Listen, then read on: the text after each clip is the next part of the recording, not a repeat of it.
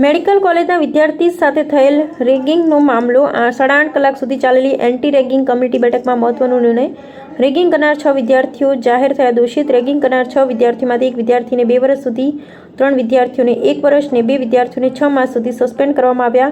અને ragging committee દ્વારા પીડિત R1 13, દોષિત R2 ના 6 અને R3 ના 13 તેમજ 5 થી 6 સપોર્ટ સ્ટાફ અને ફેકલ્ટીના નિવેદનો લેવામાં આવ્યા.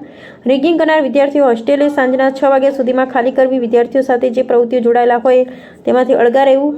ક્લિનિક અને એકેડેમિક અને હોસ્પિટલની કામગીરીથી દૂર રહેવા આપ્યા આદેશ. NMCની જોગવાઈ મુજબ કાર્યવાહી કરવામાં આવી. આ ઉપરાંત 6 દોષિત સામે પોલીસ ફરિયાદી પણ થશે કાર્યવાહી. બંને રેગિંગની ઘટનાઓ અલગ અલગ આયામ છે. વિદ્યાર્થીઓને મેં કદાચ સવારે પણ હું તમને એમ કહું, હું તમને વાત કરું ને પૂરી આપણે વાત સાંભળી લઈએ કે સવારે પણ આપણે વાત કરી હતી કે લોકોની મેન્ટલ હેલ્થ એની માટે આ જે ફરિયાદ બહાર આવી છે એ પણ એ જ આયામને કારણે આવી કે જેમાં કોઈ નામ વગર ફરિયાદ કરી શકે છે.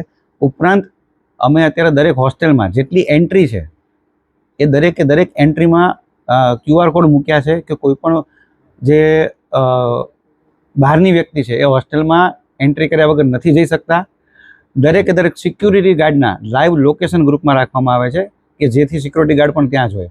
એટલે અમારા તરફથી પૂરતા પ્રયત્ન કર્યા છે. એટલે આપ વિચારી શકો છો કે R1 R2 પછી R3 કે જેઓ 24 કલાક એમની સાથે છે, જો એમને જાણ નહીં થઈ શકતી હોય તો અમારા સુધી આવવાની શક્યતા અમને ઓછી લાગે છે. છતાં અમે એ માટે કટિબદ્ધ છીએ કે મેક્સિમમ ટ્રાય કરશું કે હજી અને આ જે ઘટના થઈ એનાથી દાખલો લઈ અને દરેક વિભાગના HODની મિટિંગ બોલાવવામાં આવશે, તેઓને સેન્સિટાઇઝ કરવામાં આવશે. અને આપણે એવું ઈચ્છીએ કે ફરીવાર અમારે કે તમારે આ વિષય માટે ન મળવું પડે. સર, HOD વિભાગ સહિતના જે અનેક જે વિભાગો આવેલા છે તેને HOD હોય, એસોસિએટ પ્રોફેસર હોય, HOU આ કોઈ હાજર નથી રહેતું વિભાગમાં, તેવી પણ ગણગણાટ ઉઠે છે. તો હવે આને લઈને આપણે પગલાં ભરીશું.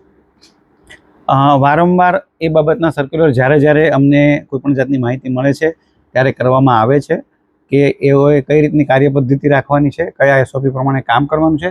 છતાં હજી વધારે અમે કડક પગલાં લઈશું. સર, વિથ પ્રાઇવેટ પ્રેક્ટિસ મોટા ભાગના ડોક્ટરો છે ઓર્થોપેડિકમાં, તો એનો ફરજનો સમય શું હોય છે સેક્યુરિટી હોસ્પિટલમાં? સરકારશ્રી દ્વારા કહેવામાં આવેલું છે કે આપને કામ જે આપનું પેશન્ટ સાથેનું કામ છે, કાર્ય પદ્ધતિ પૂર્ણ થાય ત્યારબાદ આપ કરી શકો છો.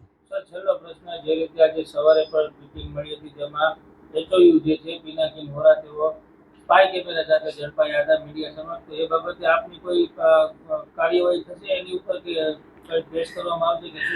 હવે હું એવું કહીશ કે આજે આપને ખબર છે, આપ બધા મીડિયા મિત્રો આપને પણ ધન્યવાદ આપવા ઘટે કે આપ પણ એટલા બધા સેન્સિટિવ છો કે સવારે આઈ થિંક 9-10 વાગ્યાથી આપ અમારી સાથે છો. તો આપનો પણ ખૂબ ખૂબ આભાર કે એક સારું કામ થાય માટે આપ બધા પણ અમારી સાથે છો. તો હવે કાલે સવારથી એ આપ કહો છો એ પ્રવૃત્તિ શરૂ કરશું. સાહેબ, જે વિભાગમાં ઘટના બની છે તેના HOD છે વિનોદ ગૌતમ, આટલી ગંભીર ઘટના હોવા છતાં પણ આજે તેઓ હાજર નથી, શું કારણ? એમના અંગત કારણોસર તેઓ અહીંયા હાજર નથી રહ્યા. તે બાબતનો તેમને ખુલાસો પૂછવામાં આવશે. સર, આક્ષેપ લાગી રહ્યા છે કે વિનોદ ગૌતમ ફૂલ ટાઈમ અત્યારે ડોક્ટર છે, HOD છે, છતાં અમદાવાદમાં પોતાનું પ્રાઇવેટ ક્લિનિક ચલાવી રહ્યા છે. હાલમાં એ બાબતના જો આપ કોઈ પુરાવા અમને આપશો તો અમે એની પર એક્શન લઈશું.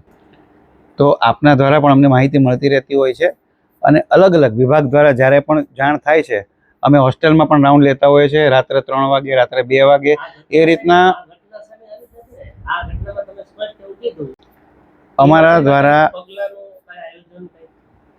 દ્વારા એક એપનું પણ નિર્માણ થવા જવાનું છે કે જેમાં SOS બટન આપવાના છે કે કોઈ પણ વિદ્યાર્થીઓને લાગે એને કોઈને ફોન કરવાની જરૂર નથી, માત્ર SOS બટન દબાવશે એટલે જે યોગ્ય એના રિસ્પોન્સિબલ વ્યક્તિ જે નોડલ ઓફિસર હશે એને તરત જાણ થશે. કોઈ ફોન કરવાની જરૂર નહીં, કશું જ નહીં.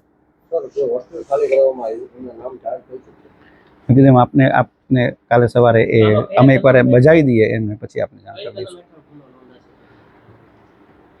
નેશનલ મેડિકલ કમિશનના એન્ટી રેગિંગનો જે ગેઝેટ નોટિફિકેશન છે એ પ્રમાણે એ આમાં નથી લાગુ પડતું. ગેઝેટ નોટિફિકેશન છે એટલે એ પ્રમાણે લાગુ પડે.